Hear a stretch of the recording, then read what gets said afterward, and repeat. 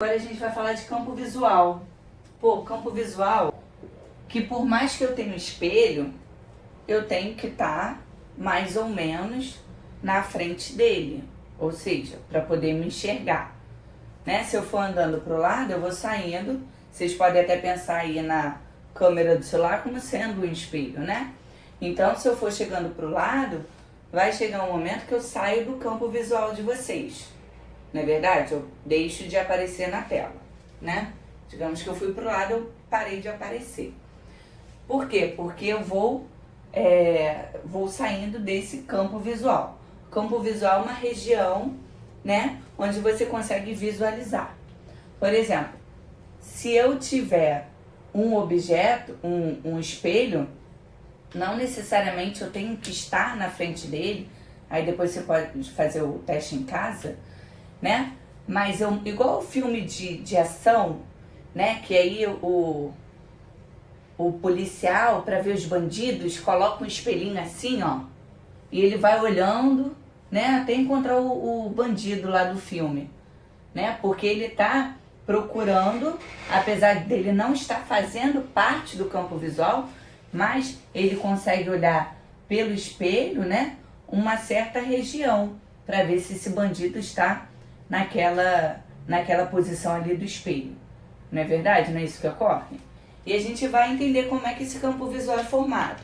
Então, observem que tem duas situações. Uma onde eu estou nesse campo visual e a outra onde eu olho de fora, tá?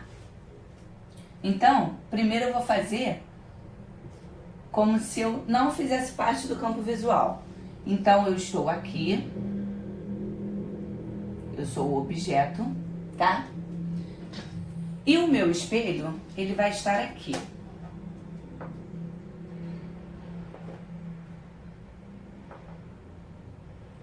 Eita, tá escorregando. Esse daqui é meu espelho, tá?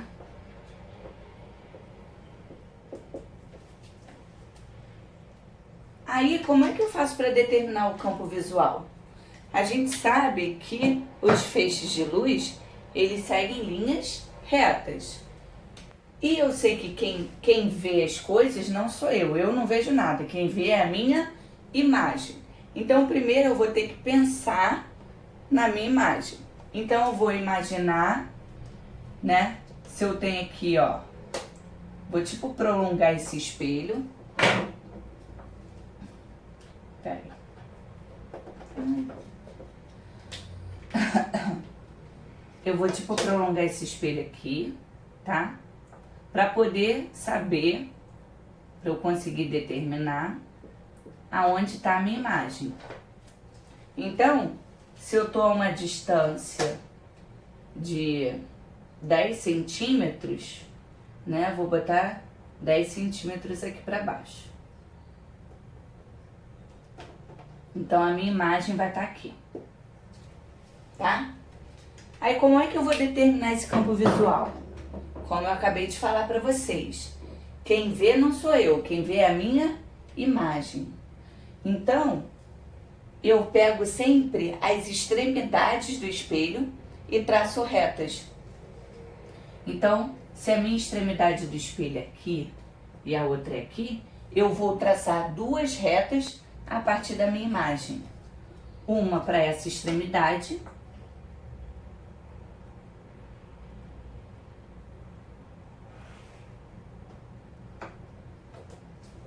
e a outra para outra extremidade. Aí eu fiz um espelho muito grande, a régua não cabe. Pera aí. Acho que aqui vai dar certo.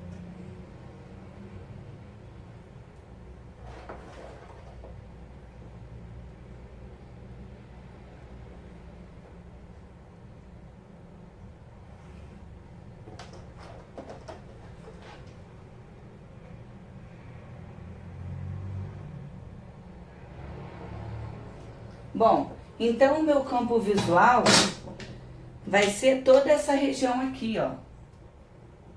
Eu consigo enxergar tudo que tá aqui, nessa região, entendeu? Entre essas duas retas. Então, entenderam? Eu primeiro penso aonde vai estar a minha imagem, ou seja, a distância que tá aqui Eu represento ela aqui para baixo, para desenhar. E depois eu traço duas retas, pensando nas extremidades do espelho. E a região do campo visual é essa região aqui dentro. Tá? Então, tudo que tiver aqui dentro, mesmo eu estando aqui, eu consigo observar, eu consigo ver, por conta da minha imagem. Entendeu? Parece meio doido, já que eu não tô dentro dela, né? Mas é assim mesmo que funciona. Tá? Ficou alguma dúvida nesse aqui? Aí agora eu vou pensar num campo visual, eu estando dentro dele.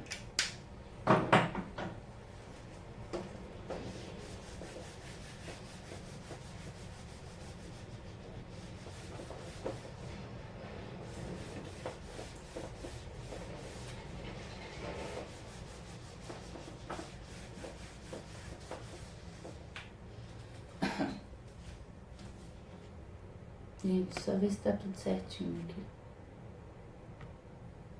O outro tá gravando também, então tá bom. Bom, então eu vou pensar na seguinte situação.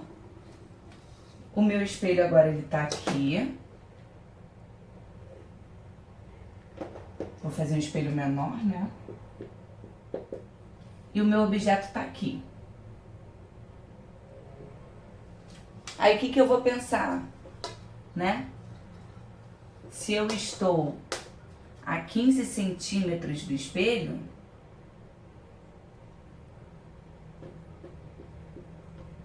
a minha imagem será formada a 15 centímetros do espelho. Então, a minha imagem tá aqui. Olhinha, né? Aí, como é que eu disse que eu traço campo visual? Solta a voz aí. Você vai fazer retas para as duas extremidades do espelho. Exatamente. Então, eu vou pegar uma reta pra cá. Ó.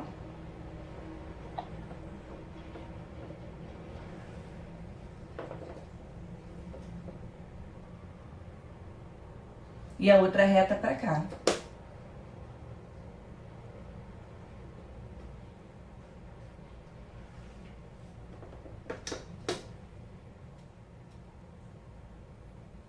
E o meu campo visual é toda essa região e eu estou dentro dele. Deu para entender? Agora vocês podem pensar no seguinte, professora, né, que ninguém me perguntou até agora, por que que sempre quando tá atrás do espelho, a senhora faz tracejado? E quando está na frente, é linha contínua, né? Tirando quando não tem o raio realmente. Aí eu vou explicar para vocês, né? É porque quando tá atrás do espelho, eu imagino o comportamento desse raio. E quando está na frente do espelho, esse raio ele realmente existe, tá? Por isso que sempre atrás do espelho é pontilhado e o raio na frente do espelho ele é contínuo, tá bom? Que às vezes não pensou agora, mas pode pensar depois, ou pode acabar desenhando tudo reto, né? Até aqui alguma dúvida? Eu acho que campo visual é bem tranquilo, né? Não tem muita dúvida, não.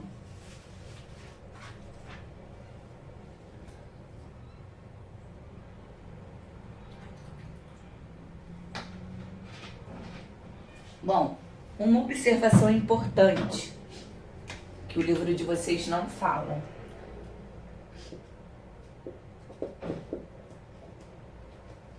Que a altura máxima, a altura mínima, tá? Falei o contrário. A altura mínima de um espelho tem que ser a metade da altura da pessoa. Senão você não consegue se ver, por exemplo, de corpo inteiro, tá? E isso tem a ver com campo visual e com relação a esses raios. Então, a altura mínima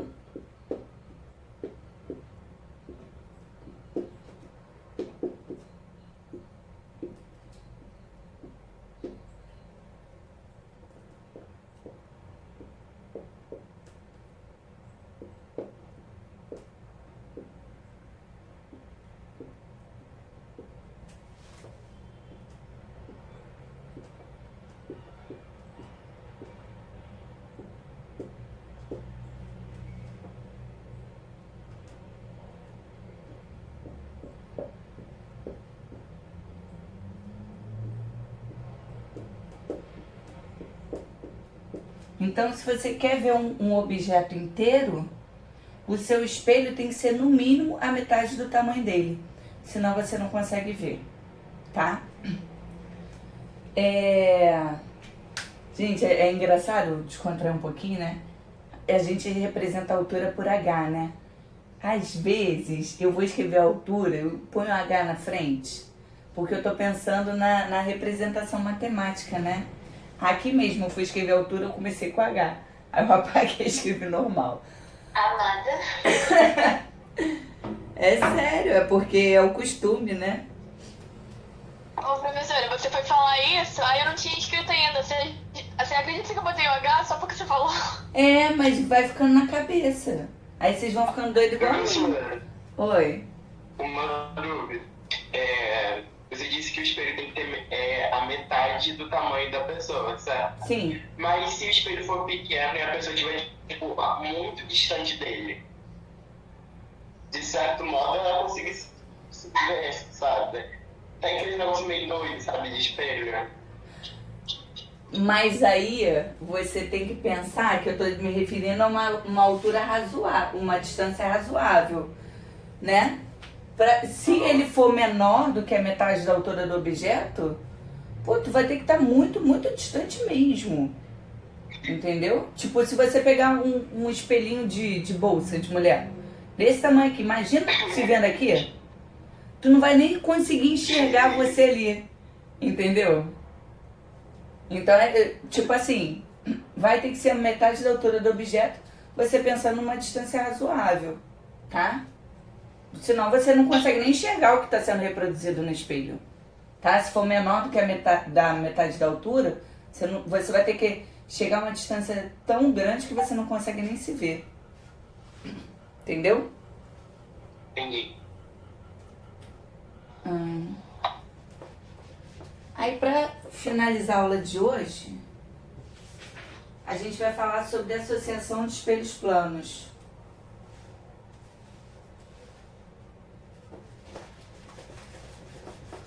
Que vocês também já devem estar cansados, né? Desacostumaram com o ritmo de aula.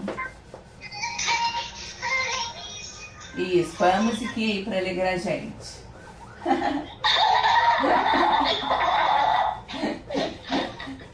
Falei que tá geral cansado e soltaram até a música. Sei que música é. Quem foi? Alguém soltou a música aí, eu não sei quem foi não. Eu tava ela.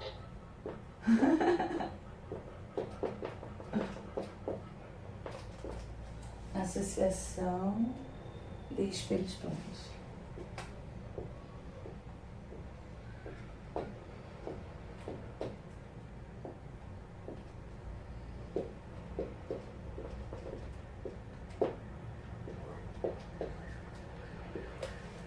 Bom, eu queria ter 2 espelhos, né, pequenos, para poder explicar para vocês isso.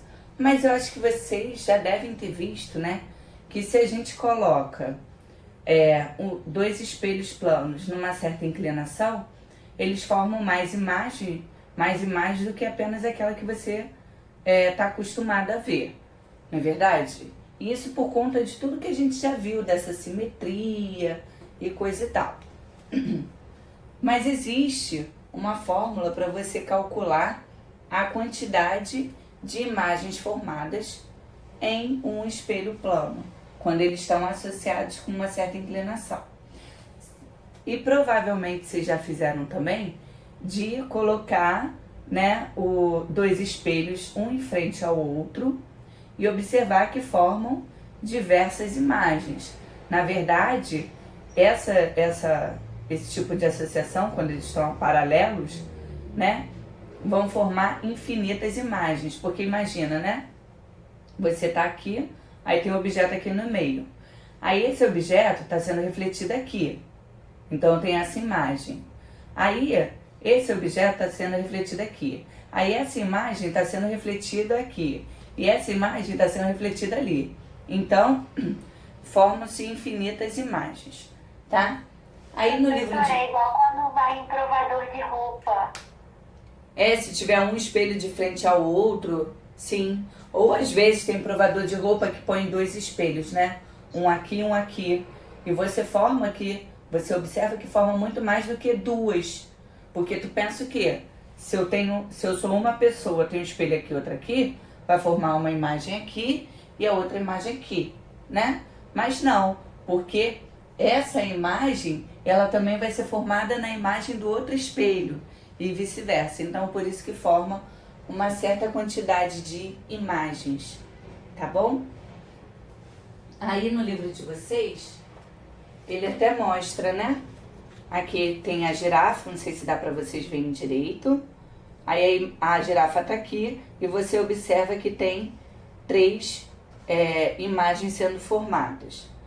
E aqui você tem uma bolinha e você observa que tem 5 imagens sendo formadas, tá?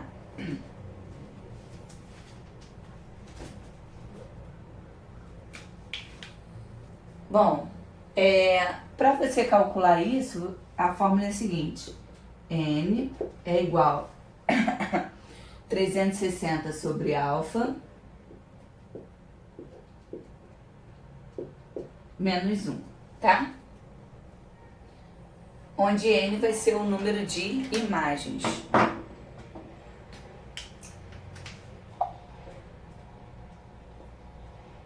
Esse alfa seria O ângulo entre o espelho. Não, é o ângulo entre os 2 espelhos, tá? Certo. Eu vou escrever aqui também. Ô, professora, é igual a 1 menos 1 vezes 1? Não, N é igual a 360 graus sobre alfa menos 1. Ah, tá. Tá? Eu não tava identificando o que era esse tracinho, se era ponto. Isso aqui é menos.